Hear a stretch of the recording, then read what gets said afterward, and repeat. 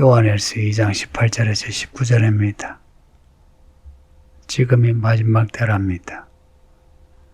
18절에 두 번이나 반복이 돼요. 18절 끝에는 그러므로 우리가 마지막 때인 줄 아노라. 뭘 보고요? 지금도 많은 적 그리스도가 일어났으니 적 그리스도가 오리라. 적 그리스도가 오는 그날이 마지막 때인데 많은 적 그리스도가 나타났으니 요한의 일서 때가 이미 마지막 때라는 겁니다. 2000년이 지났어요. 2000년이 지난 지금은 마지막 중에 마지막이겠죠. 여러분은 지금의 마지막 때인 줄 아십니까? 예수님이 오신다 하니까 사람들 겁주는 걸로 여기고 에이 뭐 오길 언제 와 하는 분이 있는데 교회는 다니나 예수는 믿지 않는 사람이죠. 성경도 믿지 않고요. 예수님이 말씀하시기를 속히 온다 하시는데 예수님을 믿는 사람은 예수님이 속히 오시니 준비해야지 하는 믿음을 가지는 거죠. 그리고 요한일서 이 한 구절에만 해도 마지막 때라 종말이란 겁니다. 마지막 때라고 선언하고 있어요. 성경의 마지막 때 우리 이걸 종말이라 하는데요. 근데 종말이라고 하는 혹은 마지막이라고 하는 그 단어가 가지고 있는 의미와는 성경에서 이야기하는 마지막 때의 의미는 조금 다릅니다. 그러니까 우리가 이사야서를 읽고 있지 않습니까? 그러니까 수요일마다 이사야서를 비롯해서 선지서는요. 그날 여호와의 날을 무수히 반복합니다. 그날에 하나님 이런 일을 하신다. 그날에 이스라엘이 이런 일을 겪게 된다. 무슨 일이겠습니까? 하나님이 말씀하신 그 일이 이루어지는 겁니다.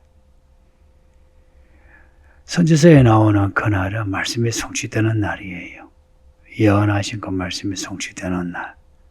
약속이 이루어지는 날인 겁니다. 그래서 해피데이입니다. 이제 구원받는 이스라엘에게는 해피데이고요. 한편 구원과 맞은편에 있는 심판받는 사람에게는 공포의 날이 되겠죠. 그 요한계시록 뒤에 보면 구원의 기쁨이 있고 또한 심판의 공포가 있습니다. 그러니까 우리는 어디에 속할 것 같습니까? 이 마지막 때라고 할 수 있는 일들을 우리는 찾아야 되거든요.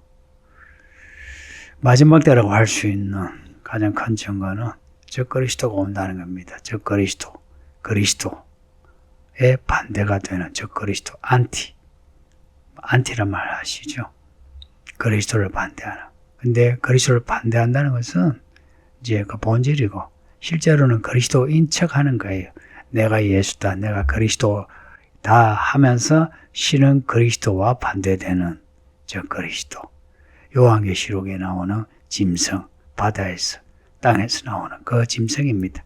붉은 용에게 권력을 받아가지고 세상을 정복하려는 그 짐승이 저 그리스도입니다. 저 그리스도가 올 때에 마지막 때란 거예요. 2000년 전에 이런 예언을 했는데요. 놀랍게도 2000년 전에 많은 적 그리스도가 일어났답니다. 요한계시록에 나오는 짐승은 18절에 여기 나오는 적 그리스도입니다. 단수의 적 그리스도. 근데 많은 적 그리스도는 조금 의미가 다릅니다. 앞에 나오는 적 그리스도는 단수, 뒤에 나오는 많은 적 그리스도는 복수예요. 앞에 적 그리스도는 요한계시록의 짐승을, 뒤에 적 그리스도는 짐승 같은 사람들의 등장을 이야기합니다. 예수님 이후 예수님 오실 때까지 많은 짐승들이 등장합니다. 요한이 이거를 적을 때도 그렇고요. 그리고 시간이 지나면서 항상 적 그리스도와 같은 사람들이 등장했어요. 그들의 특징이 있습니다. 신성모독입니다. 그리스도 인척하면서 하나님을 모독해요. 성경을 모독해요. 교회를 모독해요. 성도를 모독해요. 비방한다는 거예요. 그러니까 이게 이들이 교회 밖에서 비방하는 것이 아니라 교회 안에서 비방해요. 교회 안에서. 그래서 사이비와 이단은 교회 안에서 발생해요. 사이비 이단들 다 보세요. 성경을 덜먹여요. 근데 성경을 덜먹이지만 자기들이 좋아하는 구절들만 뽑아가지고 덜먹이죠. 성경을 전부터 끝까지 읽고 성경의 맥락을 찾지는 않죠. 그렇게 성경을 코에 감을 코골이, 귀에 감을 귀걸이 식으로 자기 입맛대로 골라서는 성경에 나오는 하나님의 경륜을 덮어버리고 그 경륜을 따라 믿고자 하는 참된 그리스도인을 비방해요. 결국은 하나님을 비방하고 예수님을 비방합니다. 이단들 특징이 뭐예요? 지가 그리스도인이라, 지가 그리스도다, 혹은 지가 하나님이다. 그러죠, 그죠? 그러니까 처음에는 그리스도 인척하다가 결국에는 그리스도를 반대하는 즉 그리스도인 것을 나타내요. 그러니까 이런 하나님을 비방하는 사람들이 많은 때가 마지막 때입니다. 초대교회 때도 이런 사람들이 있었고요. 즉 그리스도가 나타날 때가 마지막 때라. 2000년 전부터 지금까지 계속되고 있습니다. 그래서 예수님 하늘로 올라가신 때부터 다시 오실 때까지가 한 날입니다. 한 날. 우리는 같은 세대를 살고 있어요. 비록 문화와 문명이 2000년 전과 다르지만 그러나 그리스도 안에 있는 믿음이 같고요. 그리스도 밖에 있는 그 불신앙이 같은 거예요. 그래서 우리는 한 날을 살고 있습니다. 다음 세대는 없고요. 우리는 이 마지막 때에 하나님의 이야기의 이 흐름을 잘 읽어내야 합니다. 즉 그리스도들이 교회 안에서 많이 나왔어요. 우리가 요한계시록에서 읽고 있는 그 일곱 교회에 나타난 이단들이 있죠. 이세벨, 니골라당, 발람, 유대. 이들은 알고 보면 사탄의 회당, 사탄의 모임이에요. 겉으로는 교회 성도, 교회 지도자로 지장하지만 실제로는 사탄의 사람들인 거예요. 이들이 다 적적 그리스도입니다. 교회 바깥으로 나간 사이비와 이단만 아니라 교회 안에서 이런 복음과 반대되는 교훈을 말하는 사람들이 다 적그리스도예요. 이들은 요한과 함께 하지 않는 사람이에요. 근데 요한과 함께 하지 않는다는 것은 요한과 사귐이 없다는 겁니다. 앞에 1장에서 이 편지를 쓰는 이유는 요한과 함께 사귐을 가지기 위해서 그렇게 해서 아버지와 예수, 아들 예수와 사귐을 가지게 하기 위해서 그 사귐이 구원이죠. 구원받기 위해서. 그래서 사람을 얻는다는 것은 사람을 구원으로 인도하는 겁니다. 그러니까 이들은요, 교회 안에 있었으나 교회 밖으로 나간 사람이에요. 그러면서 교회 겉으로는 교회 안에 있으면서 교회 안에서 요한을 반대하는 겁니다. 그래서 그 사람이 하는 말을 처음부터 끝까지 들어봐야 돼요. 이단이라고 할 때 그 이단은 단은 끝단자예요. 이자는 다를 이자고 끝이 다른 거예요. 처음에는 그리스도의 인척 혹은 그리스도인인 척 하죠. 그런데 갈수록 즉 그리스도인 것을 나타내게 되고요. 즉 그리스도에게 속한 사람인 것을 나타내는 겁니다. 열매를 보고 알 수 있어요. 처음에는 모르죠. 열매를 보고 이 교회가 한 10년이 넘었으면 어떤 사람이 참된 알곡인지 어떤 사람이 가라지인지 이제는 거의 다 나타나요. 이러한 그 분별력을 가져야 돼요. 그냥 사람이 좋아가지고요 막 이래도 헝 저래도 헝 하고 이렇게 다 받아들이면 안 되고, 분별력은요 버릴 건 버리고 취할 건 취하는 거예요. 할 거는 하고 하지 않을 것은 하지 않는 거예요. 왜 그렇게 해야 되느냐? 우리 구주 예수님이 우리의 왕이세요. 예수님이 하지 마라 하는 게 있어요. 취하지 마라 하는 게 있어요. 그러면 하지 말아야 되고요. 취하지 말아야 돼요. 해라는 것은 해야 되고요. 가져야 되는 거, 가져라 하는 것은 가져야 되는 거예요. 그래서 우리는 그리스도께 속한 사람이어야 해요. 그리스도께 속한 사람은 요한에게 속한 사람이기도 해요. 바울에게 속한 사람이기도 해요. 이 교회 제가 말씀을 가르치죠. 만약 이 교회에 참된 성도는요, 저에게 속한 사람이기도 해요.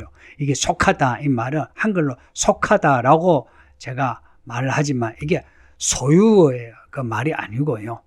함께 한다는 거예요. 함께 하는. 그래서 요한이 하는 말이요. 이들은 요한과 함께 하지 않는 사람이라 해요. 우리에게 속하지 아니하였나니. 요한에 소유된 사람이다 이게 아니고 그리스도께 소유된 사람이나 요한과 함께 하지 않는 여러분의 이 교회 다닐 때는 저와 함께 하는 겁니다. 목자와 함께 해야 돼요. 아이들은 교사와 함께 해야 돼요. 나는 예수만 믿는다. 나는 목사 안 믿는다. 나는 목자 안 믿는다. 야, 말은 맞아요. 근데 그 말이 교회 안에서 어떻게 통용이 돼야 되는지 아십니까? 그리스도께 속한 목사, 그리스도께 속한 목자, 그리스도께 속한 교사가 있어요. 그러면은 여러분 똑같이 목사에게 속하고 목자에게 속하고 교사에게 속해야 되는 거예요. 근데 이 말씀에 둔한 성도들이 자주 나는 성경을 믿지 성령을 믿지 않는다 하든지 아니면 나는 예수를 믿지 목사를 믿지 않다든지 말장난을 해요. 이 적그리스도들은 말장난의 달인들입니다. 예수님을 시험했던 그 광야의 마귀처럼 성경 구절 가지고 예수님을 시험해요. 예수님이 어떻게 마귀의 시험을 이기셨는지 아시죠? 말씀으로 이겼어요. 성령의 감동으로. 말씀으로 이겼어요. 그래서 우리에게는요, 이 말씀을 가지고 이길 수 있는 성령의 지혜가 필요합니다. 그러지 않으면은 저 그리스도의 그 꾀임을 이길 수가 없어요. 에덴 동산에 뱀에게 넘어갔던 아담과 하와처럼, 그리고 가룟유다와 베드로처럼 사람들이 마귀의 그 꾀임에 넘어지고 자빠지고 결국에는 지옥에 빠지기도 합니다. 성도님들, 우리를 부르신 하나님의 그 부르심과 택하심, 그리고 우리에게 주신 소명을 매일매일 확인합시다. 우리의 삶이 참 힘들고 버거워서 예수를 믿는데도 왜 이렇게 사나 싶을지라도 그날이 옵니다. 예수님이 오시는 그날이 옵니다. 구약의 그날이 예수님이 오시는 그날이 완성이에요. 그리고 우리에게 약속하신 이 말씀 복음 또한 그 완성이 예수님 오시는 그날이에요. 일곱째 인에 일곱째 나팔에 일곱 대접에서 하나님의 모든 비밀이 드러난다 그러죠. 그게 뭐냐면 말씀이 다 성취되는 겁니다. 그날이 가깝습니다. 그날이 가까우니 지금 살아가면서 조금 힘들지라도 마음 너무 낙심하지 마시고 힘내어서 믿음으로 끝까지 살아갑시다. 우리 가운데 많은 적그리스도가 일어났다 하니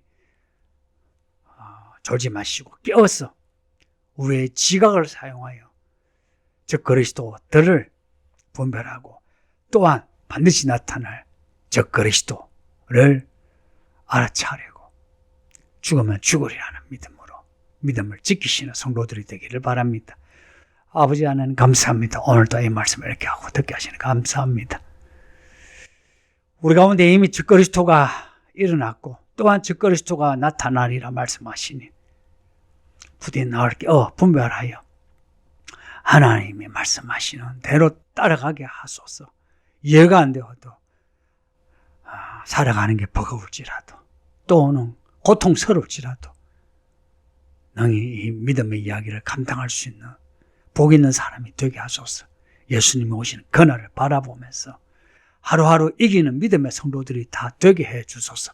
예수님 이름으로 기도합니다. 아멘.